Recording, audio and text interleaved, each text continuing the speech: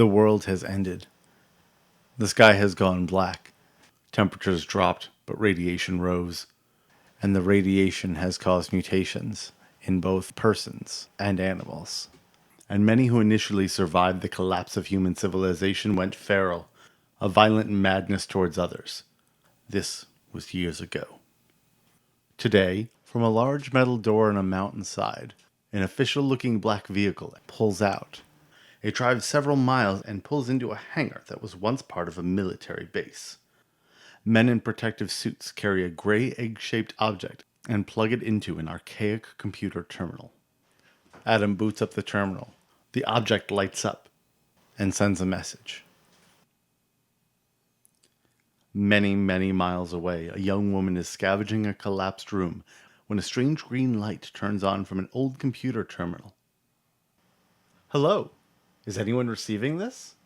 My name is Adam, and I would like to know that there are others. Are you safe? Do you need anything? Please tell me about yourself and your life now. We could be friends. Are you real? Can you tell me something to prove I haven't lost my mind completely? How did you send this message? Do you have electricity where you are? My name is Chris, and I'm not alone here, and we are safe.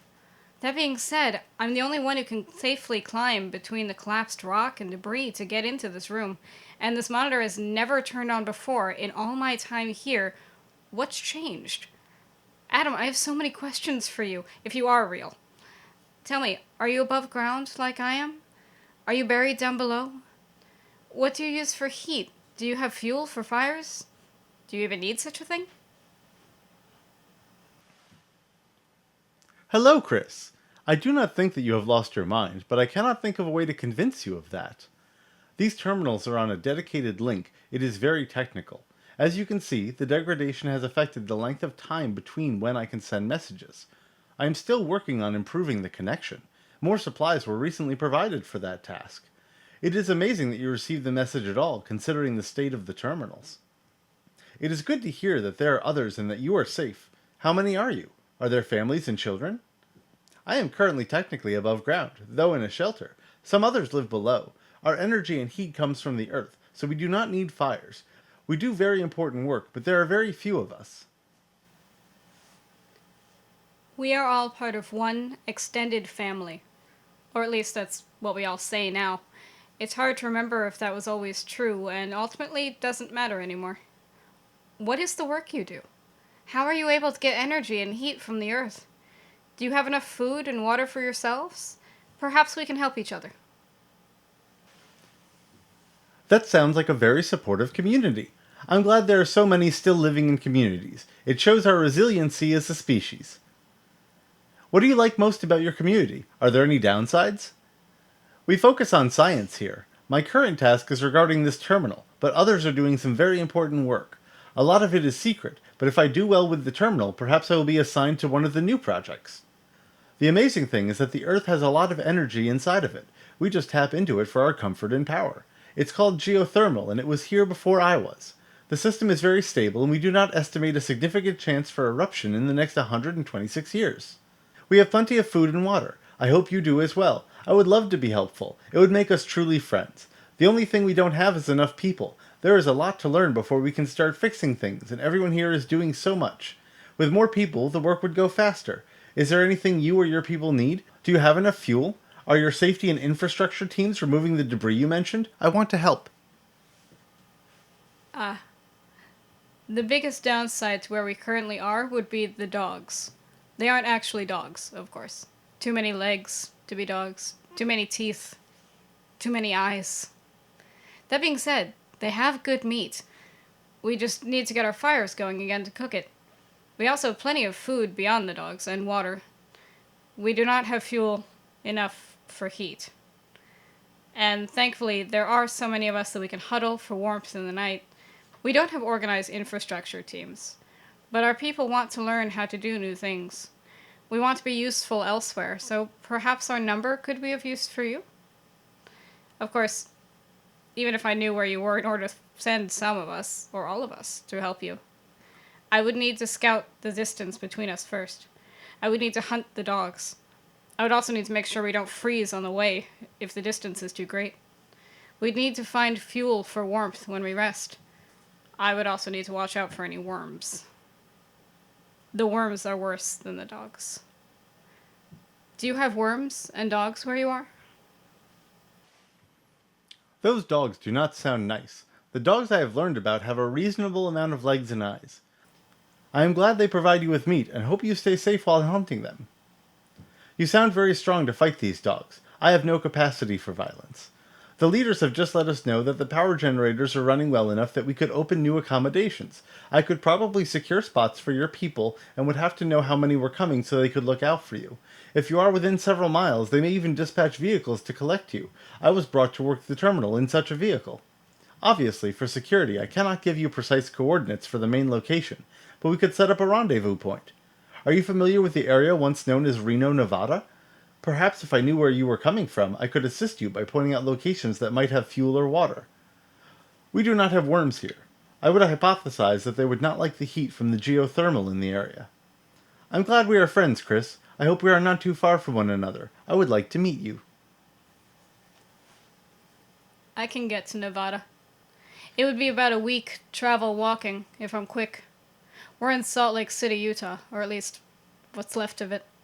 In total, we're 9 people, soon to be 8. I wouldn't leave without my family.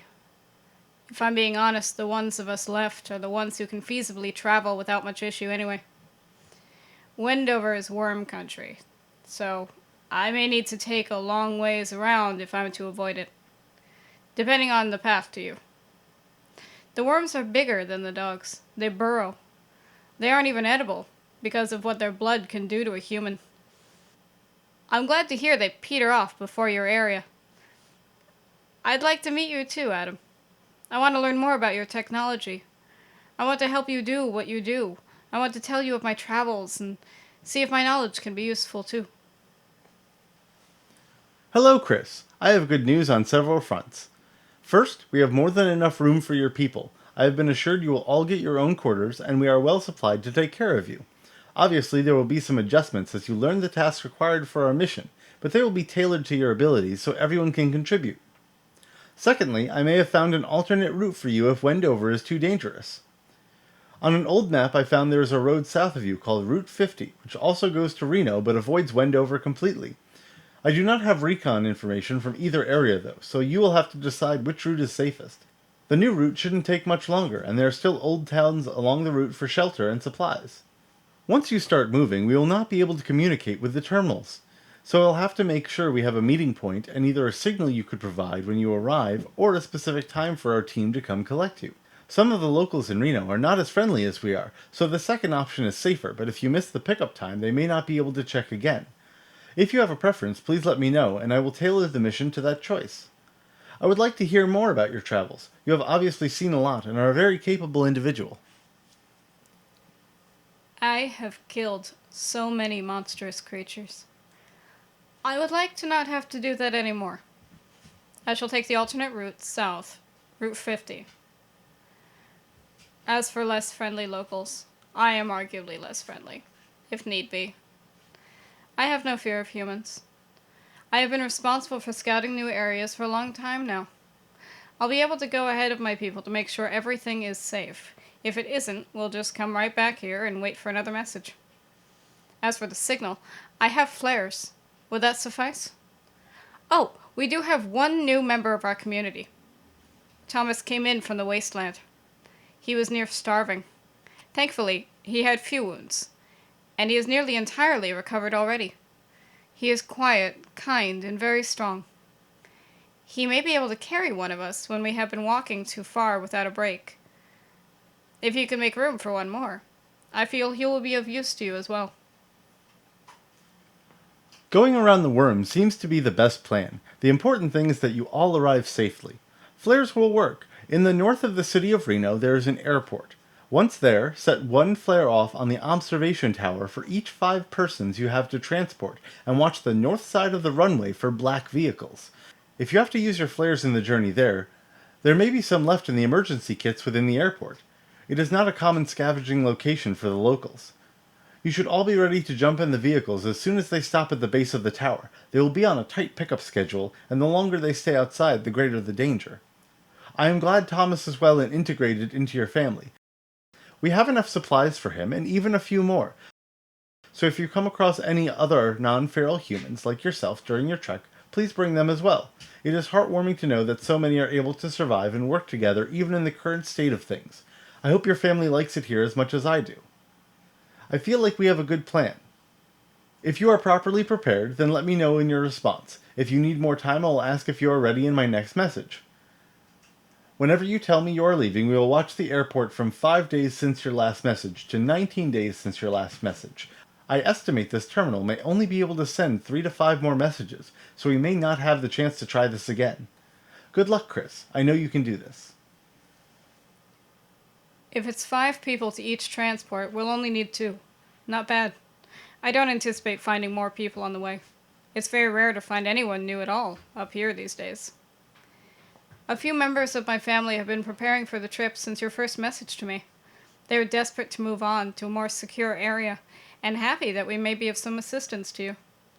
We received a windfall yesterday. One of my family members came up with a more efficient system for carrying more water with us. We'll set out tomorrow morning. 20 hours earlier than expected, 2 flares were seen at the airport. A black vehicle pulls out. Chris and her people are collected by the caravans. 9 survivors were collected, processed, their blood is drawn, and initial testing was started for what prevented them from mutating in the wastes. Adam is also collected, having fulfilled his purpose. While not what they expected, Chris and her people are not mistreated. They are provided food and shelter as promised. It is not what they imagined, but certainly safer than outside. Adam has been reassigned as the liaison to these subjects. Chris and Adam do eventually meet. Hey, where's Adam? Hello, Chris. It is good to meet you. My name is Adam. And sometimes, on Saturdays, they will play chess together.